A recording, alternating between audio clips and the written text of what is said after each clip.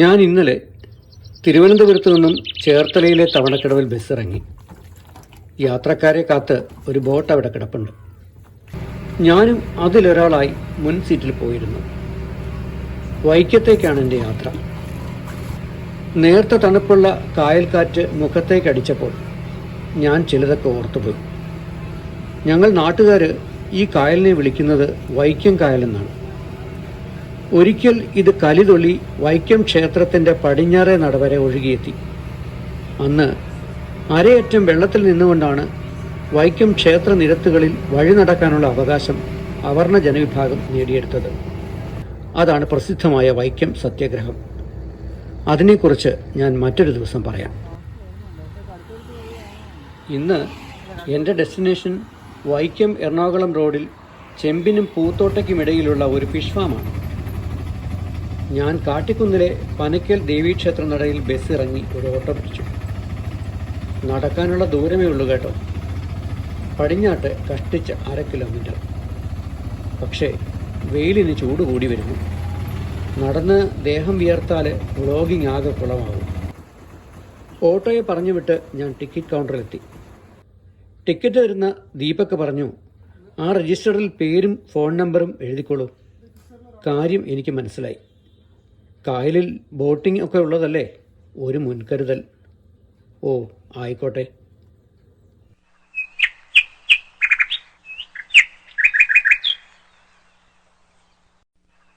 ഇത് മത്സ്യഫെഡിൻ്റെ fish ഫാമാണ്, പാലകരി fish farm. നമ്മുടെ പ്രിയപ്പെട്ട നടൻ മമ്മൂട്ടിയുടെ ചെമ്പിനടുത്താണ് ഈ ഫാം. നമ്മളെ സ്വാഗതം ചെയ്യുന്ന ഒരു മത്സ്യകന്യകയാണ്. അപ്പോൾ ഞാൻ ടിക്കറ്റ് കൗണ്ടറിൽ നിന്ന് ടിക്കറ്റ് എടുത്തു. ഈ ടിക്കറ്റ് അനുസരിച്ച് ഒരു ചായ, പിന്നെ ഉച്ചയ്ക്ക് ഊണ്, ഐസ്ക്രീം, പെഡൽ ബോട്ടിംഗ്, ഇത്രയുണ്ട്. വളരെ മനോഹരമായ സ്ഥലം. ഇന്നലെ ഇവിടെയൊക്കെ നല്ല മഴയായിരുന്നു. പിന്നെ ഇന്നിപ്പോൾ നല്ല പ്രസന്നമായ കാലാവസ്ഥയാണ്. കണ്ടാൽ തന്നെ നല്ല ഭംഗിയുള്ള സ്ഥലമാണ്. നമുക്കെന്തായാലും ഇന്ന് വൈകുന്നേരം 6 മണി വരെ സമയമുണ്ട്. നമുക്ക് എൻജോയ് ചെയ്യാം.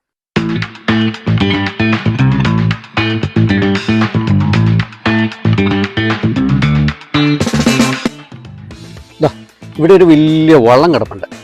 ഈ വള്ളം കണ്ടിട്ടുണ്ടോ? ഇത് പണ്ടൊക്കെ സാധനങ്ങൾ കൊണ്ടുപോകാൻ വേണ്ടി ഉപയോഗിച്ചിരുന്ന വള്ളമാണ്. അപ്പോൾ ഒരെണ്ണം ഇവിടെ ഇങ്ങനെ കിടപ്പുണ്ട്. വലിയ കെട്ടുവള്ളങ്ങൾ. അതിനകത്താണ് മലഞ്ചരക്ക് വ്യാപാരമൊക്കെ പണ്ട് നടന്നിരുന്നത്. സംസ്ഥാന ഫിഷറീസ് വകുപ്പിൻ്റെ കീഴിലാണ് 125 ഹെക്ടറിൽ പരന്നു കിടക്കുന്ന ഈ അക്വാ ഫാം പ്രവർത്തിക്കുന്നത്. ഇത് മത്സ്യഫെഡിൻ്റെ ഫിഷ് ഫാമാണെന്ന് പറഞ്ഞല്ലോ, ഫിഷ് ഫാമാണെന്ന് പറഞ്ഞല്ലോ. അപ്പോൾ ഇവിടെ വനാമീൻ ചെമ്മീൻ കൃഷിയുണ്ട്. അതിപ്പോൾ നമ്മൾ ഈ കാണുന്ന സ്ഥലത്തൊക്കെ മീൻ കൃഷിയാണ്. വലയൊക്കെ ഇട്ട് സുരക്ഷിതമായിട്ട് സൂക്ഷിച്ചിരിക്കുക. ഇതുപോലെ ഒരുപാട് മീനുകളെ ഇവിടെ വളർത്തുന്നുണ്ട്. ഇവിടെ വനാമി കൂടാതെ തിലോപ്പി കൃഷിയുണ്ട്, പിന്നെ പൂമീൻ വളർത്തുന്നുണ്ട്. അവിടെ ഉള്ളിലേക്ക് പോകുമ്പോൾ 2 വലിയ പോണ്ടുകൾ കാണാം. ആ വലിയ പോണ്ടിലാണ് പൂമീൻ കൃഷി ചെയ്യുന്നത്. അതിനപ്പുറത്ത് ചെറിയ കേജ് പോലെ കെട്ടിയിട്ട് അതിനകത്താണ് ഈ പറഞ്ഞ കരിമീൻ നേരത്തെ ഉണ്ടായിരുന്നു, ഇപ്പോൾ തിലോപ്പിയാണ്. തിലോപ്പി കരിമീനൊക്കെയാണ്. തിലോപ്പി, കരിമീൻ, പൂമീൻ, ഇത് 3ആണ് ഇവിടെ മെയിനായിട്ട് കൃഷി ചെയ്യുന്നത്. വിസിറ്റേഴ്സ് വരാറുണ്ട്. ശനി ഞായർ ദിവസങ്ങളിലായിരിക്കും കൂടുതലായിട്ട് വരുന്നത്. പിന്നെ ഇപ്പോൾ KSNICയുടെ ഒരു പാക്കേജ് ഉണ്ട്. മറൈൻ ഡ്രൈവിൽ നിന്ന് ഡയറക്റ്റ് ബോട്ടിൽ വന്ന് ഇവിടെ പാലക്കരി ഫാമിലെത്തും. ആ പാക്കേജ് വഴിയും ആളുകൾ വരാറുണ്ട്. വർക്കിംഗ് ഡേ ആയതുകൊണ്ടായിരിക്കാം മറ്റ് വിസിറ്റേഴ്സിനെ ആരെയും കാണുന്നതേ ഇല്ല. ഇപ്പോൾ രാവിലെ 10 മണിയല്ലേ ആയുള്ളൂ. ഒരുപാട് പേര് ഇനി വരുമായിരിക്കും. അതൊരു കള്ള് ചെത്തുന്നയാളല്ലേ? അങ്ങരുടെ ദേഹത്ത് കെട്ടിവെച്ചേക്കുന്ന സാധനങ്ങൾ കണ്ടോ? തെങ്ങിൻ്റെ മുകളിൽ കയറി പൂക്കിലയെ ചെത്തിയൊരുക്കി കള്ളെടുക്കാനുള്ള സാമഗ്രികളാണ്. സുഹൃത്തെ, ഇവിടെ ചെത്തുണ്ടോ? നമസ്കാരം, എൻ്റെ പേര് ഷിജു എന്നാണ്. ഞാൻ ഈ പാലാക്കരി ഫിഷ് ഫാമിലെ ചെത്തുതൊഴിലാളിയാണ്. കഴിഞ്ഞ 1 വർഷക്കാലമായിട്ട് ഇവിടെ ചെത്തുന്നു.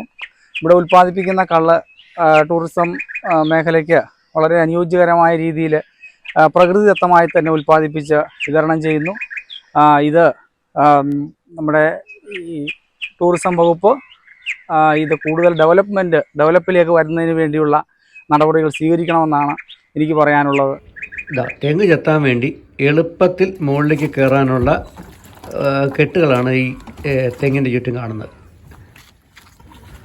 ആ ഇനി മുകളിലേക്കൊന്ന് നോക്കിക്കേ, ഒരു കുടം കാണുന്നില്ലേ, ഒരു മൺകുടം. അതിനകത്താണ് കള്ള് ശേഖരിക്കുന്നത്. അതാ ഇവിടെ ലിക്വർ ഒന്നും പറ്റില്ല, പുകവലി, മദ്യം പുകവലി ഒന്നും അനുവദനീയമല്ല. ഇത് സന്ദർശക ഗാലറിയാണ്. മുകളിൽ കയറിയ നല്ല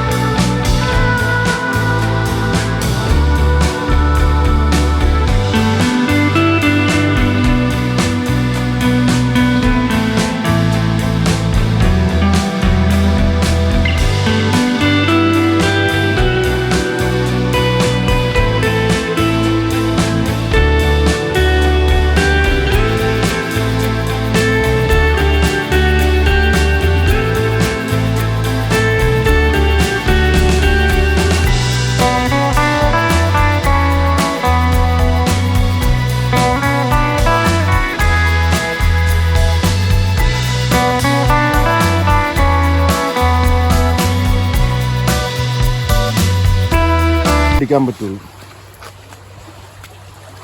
ഈ വേലിയേറ്റം വരുന്നത് എപ്പോഴാണ്? കായലിൽ വെമ്പനാട്ട് കായലിൽ ഏറ്റം വരുമ്പോൾ അകത്താട്ട് കയറ്റും. ചിലപ്പോൾ രാത്രിയാകുമ്പോൾ മത്സ്യങ്ങളും ചെമ്മീനും ഒക്കെ കയറും. പിന്നെ നമ്മളിത് ഈ കരയിരിക്കണ വല കണ്ടു, ഏത്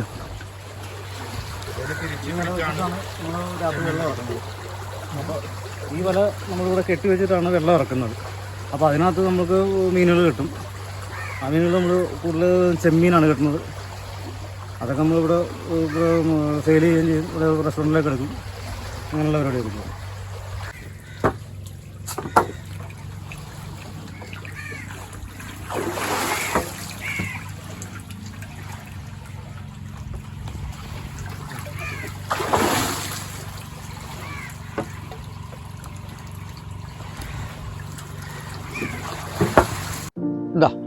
ഇത് ഓരോ പോണ്ടിൽ ഓരോ തരം മീനുകൾ ഇട്ടിരിക്കുക. ഇപ്പോൾ ഗിഫ്റ്റ് തിലാപ്പിയ എന്ന് പറയുന്ന ഒരു മീനാണ് ഇപ്പോൾ ഈ പോണ്ടിലുള്ളത്. അങ്ങനെ ഓരോ പോണ്ടും ഇങ്ങനെ ക്ലാസിഫൈ ചെയ്ത് വെച്ചിട്ടുണ്ട്.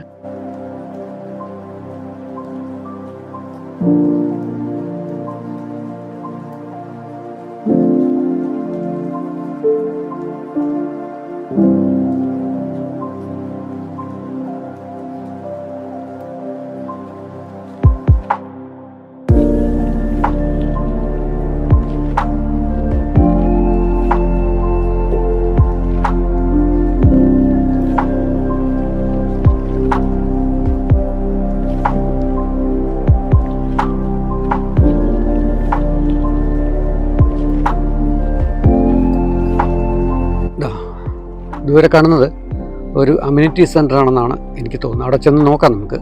എന്തായാലും എൻ്റെ അറിവനുസരിച്ച് റെസ്റ്റോറൻറ്റും അതുപോലെ തന്നെ ആളുകൾക്ക് ഇരിക്കാനുള്ള സൗകര്യവും ഒക്കെ ഉണ്ട് അവിടെ.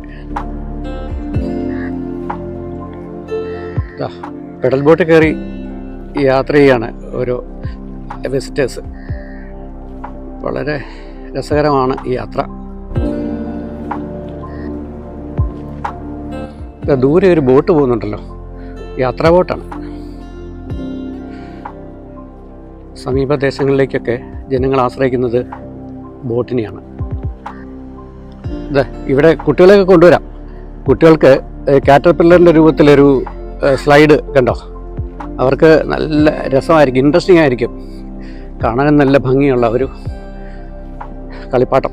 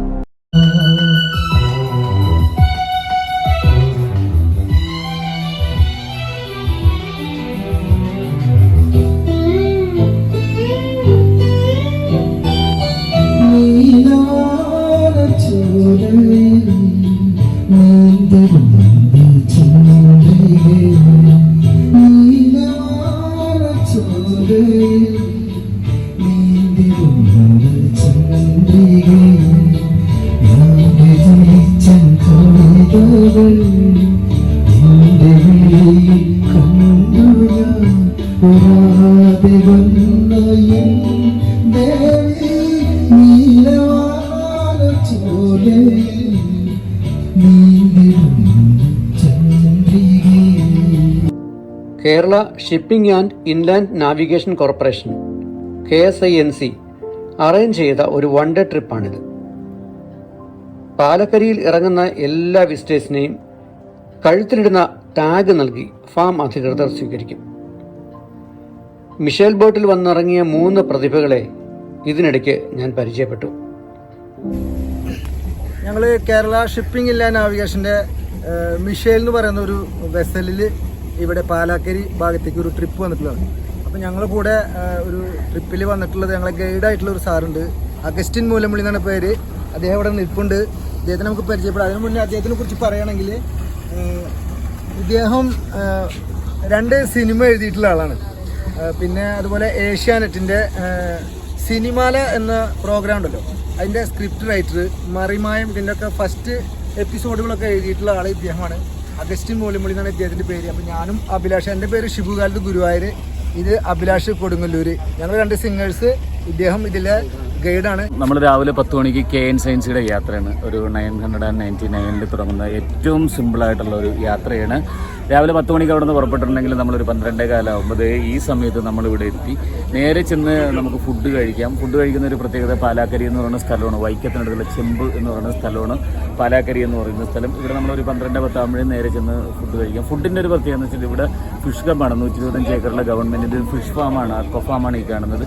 ഇവിടെ നിന്ന് പിടിക്കുന്ന മത്സ്യങ്ങളാണ് ഇവിടെ തന്നെ വിഭവം ചെയ്യുന്നത്. അമോണിയ ഐസും ഇല്ലാത്തൊരു വിഭവമാണ്. അതിനുശേഷം വിത്ത് ഐസ്ക്രീമും ഉണ്ട്. അതിനുശേഷം കയാക്കിങ്, എൻ്റർടൈൻമെൻറ്റ്, മത്സ്യങ്ങൾ വളർത്തുന്ന സ്ഥലങ്ങൾ, ചെറിയ ഫൈബർ ബോട്ടുകൾ, കായലിന് പുറത്തോട്ട് പോകുന്ന ഒരു ട്രിപ്പുകളൊക്കെ ഉണ്ട്. എന്തായാലും വളരെ ചെറിയൊരു എമൗണ്ടിന് സർക്കാർ സാധാരണ ജനങ്ങൾക്കും കൂടി ഇൻവോൾവ് ചെയ്യാൻ പറ്റുന്ന, എൻ്റർടൈൻമെൻറ്റ് ചെയ്യാൻ പറ്റുന്ന ഒരു ചെറിയൊരു എമൗണ്ടാണ് ഇവിടെ കൊടുത്തിരിക്കുന്നത്. അപ്പോൾ ഒരുപാട് പേര് വന്നവർ തന്നെ വീണ്ടും വീണ്ടും ഇവിടെ വരുന്നുണ്ട്. അപ്പോൾ ഇപ്പോൾ ഞങ്ങൾ വന്നേക്കണം മിഷേൽ എന്ന് പറയുന്നൊരു വെസലിലാണ്. ഞങ്ങളുടെ 2 ട്രിപ്പാണ് ഉണ്ടാവാറുള്ളത്. ഇന്നിപ്പോൾ ഒരു ട്രിപ്പ് ഉണ്ടായിരുന്നുള്ളൂ. ഇനി എന്നിരുന്നാലും ഈ കണ്ടവർ, ഇതിവിടെ വന്നവർ തന്നെയാണ് വീണ്ടും വീണ്ടും വരുന്നത്. എന്തായാലും സുന്ദരമായ യാത്രയാണ്. നിങ്ങളെന്തായാലും അടിപൊളിയായിരിക്കും. ഇവിടെ വിഷ്വൽസും നല്ല നമ്മുടെ വെമ്പനാട്ട് കായലിൻ്റെ നല്ല കായൽ കാറ്റും ഒക്കെ നല്ല സുന്ദരമാണ്. നിങ്ങൾക്ക് ഇഷ്ടപ്പെടും. ഒരു തവണ നിങ്ങൾ തീർച്ചയായിട്ടും വരണം. അറേഞ്ച്ഡ് ടൂർ വഴി പാലക്കരിയിലെത്തുന്ന വിസിറ്റേഴ്സിന് ലെമൺ ജ്യൂസ് വെൽക്കം ഡ്രിങ്കായി കൊടുക്കും. അല്ലാത്തവർക്കും വ്യക്തികൾക്കും ചായയോ കാപ്പിയോ ഇഷ്ടാനുസരണം കിട്ടും.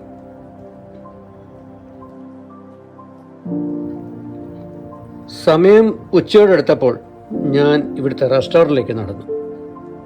അടുക്കളയിൽ ഊണിനുള്ള ഒരുക്കങ്ങൾ നടക്കുന്നു. നമ്മുടെ ഇവിടെ ശരിക്കും പറഞ്ഞു കഴിഞ്ഞാൽ നമുക്ക് തിരക്കനുസരിച്ചാണ് നമ്മൾ സമയം നമ്മൾ നിശ്ചയിക്കുന്നത്. 12:30ക്കാണ് ശരിക്കും ഊണിന്റെ സമയം. പക്ഷെ നമുക്ക് തിരക്ക് കൂടുതലാണെങ്കിൽ നമ്മൾ 12 മണിയാകുമ്പോഴത്തേക്കും വിശപ്പുള്ള ആൾക്കാർക്ക് തന്നെ ആ സമയത്ത് നമ്മൾ ഊണ് കൊടുക്കാറുണ്ട്. ഫ്രൈ ഐറ്റംസ് ഒക്കെ ഉണ്ടല്ലോ. ഫ്രൈ ഐറ്റംസ് ഉണ്ട്. ഫിഷ് കറി മീൽസ് ആണ് നമ്മളുടെ ഒരു ഊണ്. ഫിഷ് കറി മീൽസ് വിത്ത് ഫിഷ് ഫ്രൈ ആണ് ഉള്ളത്. ഇതിൽ നമുക്കൊരു തോരൻ ഉണ്ടാവും, മെഴുക്കുവരട്ടി ഉണ്ടാവും, മീൻ കറി ഉണ്ടാവും. നമ്മുടെ ഫ്രണ്ടിൽ ഇരിക്കുന്ന നല്ല രുചിയുള്ള മീൻ കറിയാണ്. നമ്മളിവിടെ ശരിക്കും മീൻ കൊടുക്കുന്നത് നമ്മുടെ ഫാമിൽ നിന്ന് നേരെ പിടിച്ച മീനാണ് ചേച്ചിമാർ വെട്ടി കറിയായിട്ട് വെക്കുന്നത്. അപ്പോൾ നല്ല ഫ്രഷ് ആയിട്ടുള്ള ഫിഷാണ് നമ്മൾ ടൂറിസ്റ്റിന് കൊടുക്കുന്നത്.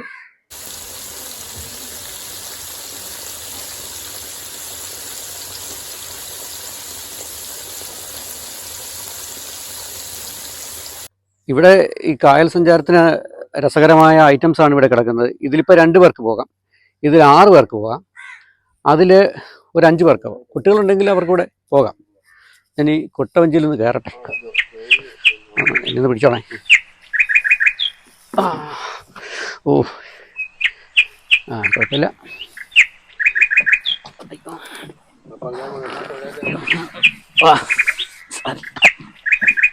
ഓക്കെ, തുഴ നമ്മൾ തന്നെ എടുക്കണം. ഈ തുഴ നമ്മൾ തന്നെ എടുക്കണം. എടുത്തു വരുമല്ലേ. അയ്യോ, ഇങ്ങനെ പോകാം. എക്സ്പീരിയൻസ് ഒന്നുമില്ല എനിക്ക്. ഇങ്ങനെ ചെയ്താൽ മതിയല്ലേ, ഇങ്ങനെ ചെയ്താൽ മതി, പൊക്കോളും. ഇനിയിപ്പോൾ എനിക്ക് എന്താ പറയുക, നീന്തലൊക്കെ അറിയാം, അതുകൊണ്ട് കുഴപ്പമൊന്നുമില്ല, പേടിക്കാനൊന്നുമില്ല. ഞാൻ യൂട്യൂബുകാരോട് പറഞ്ഞതാ.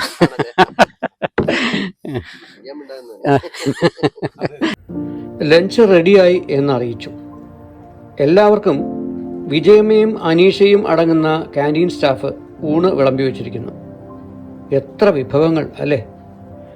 ഇനി താമസിക്കേണ്ട, ഊണ് കഴിച്ചു കളയാം. നല്ല വിശപ്പുള്ളത് കൊണ്ട് ഞാൻ വേഗത്തിൽ കഴിച്ചു തീർത്തു. ഇനി ഊണിനൊപ്പം ഫ്രീ ആയി കിട്ടുന്ന ഒരു ഐസ്ക്രീം കഴിക്കാം. കപ്പിന് ഇത്തിരി വലിപ്പം ഉണ്ടായിരുന്നെങ്കിൽ എന്ന് ഞാൻ വെറുതെ ആശിച്ചു പോയി.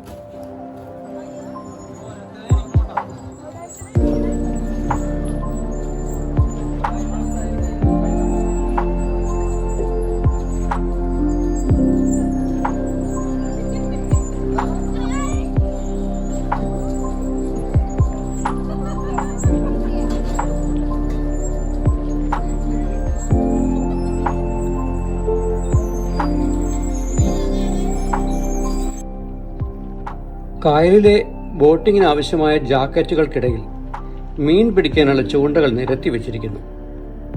നിങ്ങൾക്ക് വേണമെങ്കിൽ ചൂണ്ടയിടാം, പക്ഷേ അതിനു മുൻപ് ഇതൊന്ന് കേട്ടിട്ട് ചൂണ്ടയിടണോ എന്ന് തീരുമാനിക്കാം. ഇത് നമ്മളിവിടെ ആംഗ്ലിങ്ങിന് ഉപയോഗിക്കുന്ന ചൂണ്ടയാണ്. ഇതിൽ നമ്മൾ ശരിക്കും ബെയ്റ്റും കൂടെ കൊടുത്തു കഴിഞ്ഞാൽ നമ്മുടെ ടൂറിസ്റ്റ് പോയി മീനിനെ പിടിക്കാം. നമ്മുടെ ഫാമിൻ്റെ ആ സൈഡിൽ നിന്ന് നമുക്ക് മീൻ പിടിക്കാം.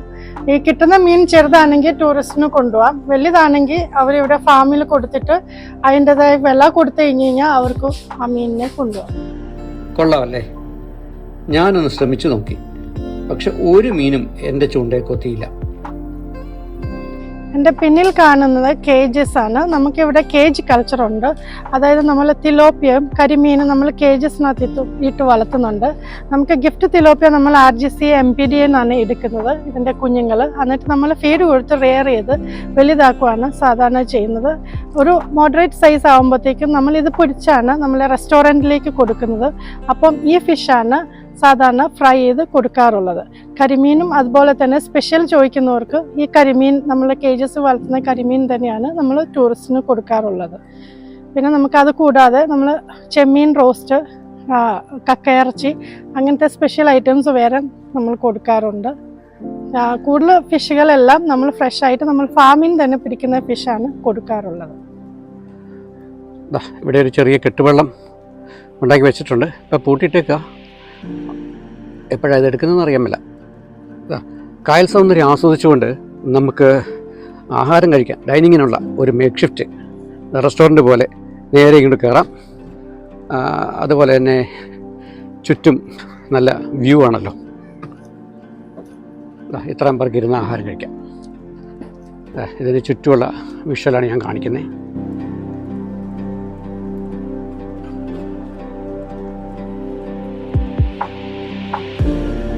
ഫ്ലോട്ടിംഗ് റെസ്റ്റോറൻറ്റ് ഹാഫ് ഡേ ആണ് യൂസ് ചെയ്യുന്നുണ്ടെങ്കിൽ 500 രൂപ നമ്മൾ മിനിമം മേടിക്കും.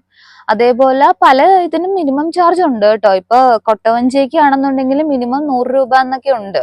അതേപോലെ പുറത്ത് സ്പീഡ് ബോട്ടിൽ ഇപ്പൊ നമുക്ക് ഒറ്റയ്ക്ക് പോകണമെന്നുണ്ടെന്നുണ്ടെങ്കിൽ 500 മിനിമം ചാർജ് അടയ്ക്കേണ്ടി വരും. നമ്മൾ 250 റുപ്പീസ് അല്ലെങ്കിൽ 300 റുപ്പീസ് എടുത്ത് ഇവിടെ കയറി കഴിഞ്ഞാൽ ഈ 250 എന്ന് പറയുന്നത് നമുക്ക് വർക്കിംഗ് ഡേയ്സിലാണ്, 300 എന്ന് പറയുന്നത് ഹോളിഡേയ്സിലാണ്, സാറ്റർഡേ സൺഡേ മറ്റുള്ള ഹോളിഡേയ്സ്.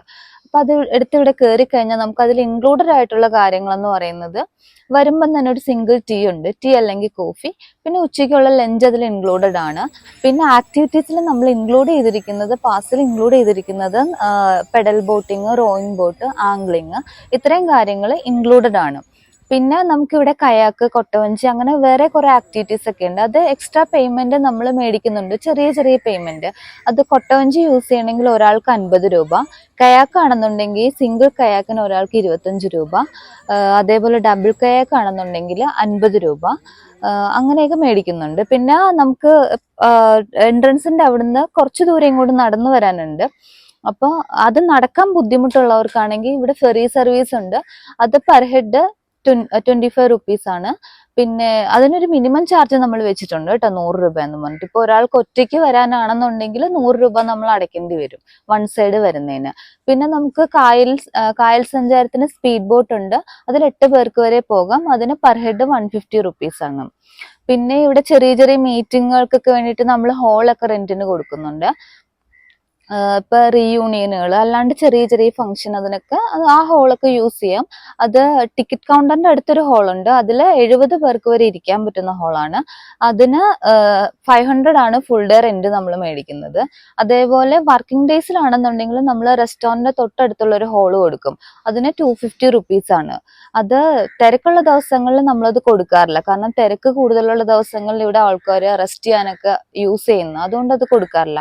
അത് കൂടാണ്ട് ഒരു ഫ്ലോട്ടിംഗ് റെസ്റ്റോറന്റ് ഉണ്ട് നമുക്ക്, അതിന് 750 റുപ്പീസ് ആണ് നമ്മൾ മേടിക്കുന്നത്.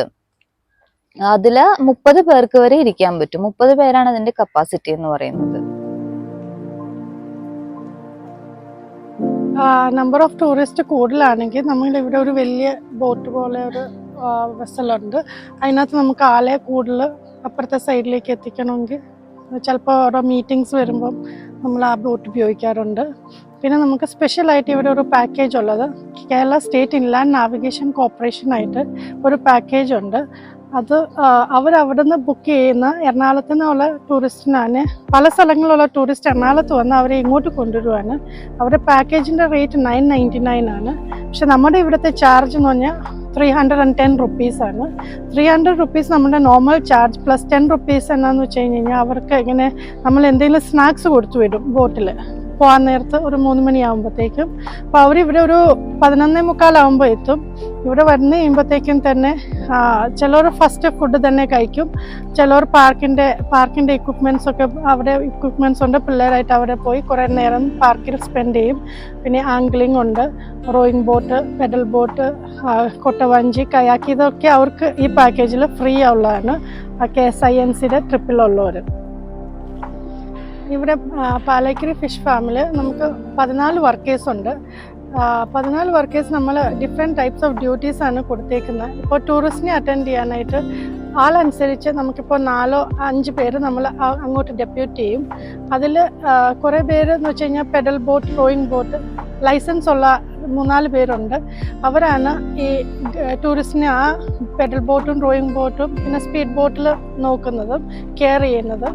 കാരണം ആ ഒരു ഏരിയ അവർക്ക് നല്ല എക്സ്പീരിയൻസ് ഉള്ളതാണ്, അവർക്കിത് നന്നായിട്ട് ചെയ്യാൻ പറ്റും. ഈ അക്വാഫാമിൽ രാവിലെ എത്തിയ മിഷേൽ യാത്രക്കാരുമായി തിരിച്ചുപോയി.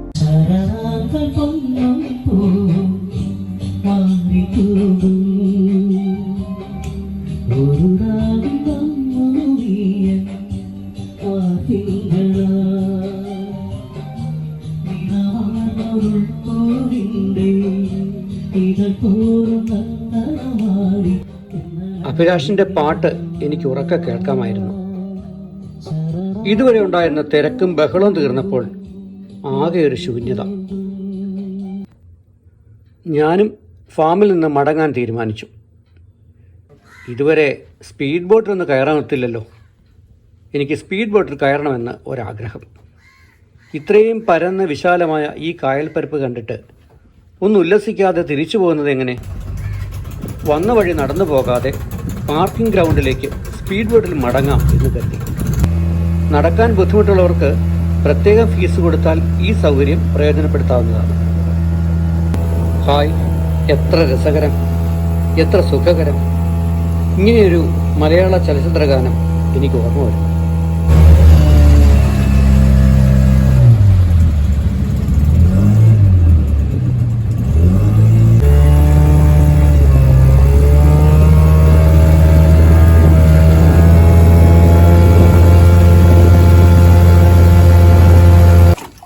സ്പീഡ് ബോട്ട് ഓടിച്ച സുധീറിനോട് യാത്ര പറഞ്ഞ് ഞാൻ ഫാം എൻട്രൻസിലേക്ക് നടന്നു.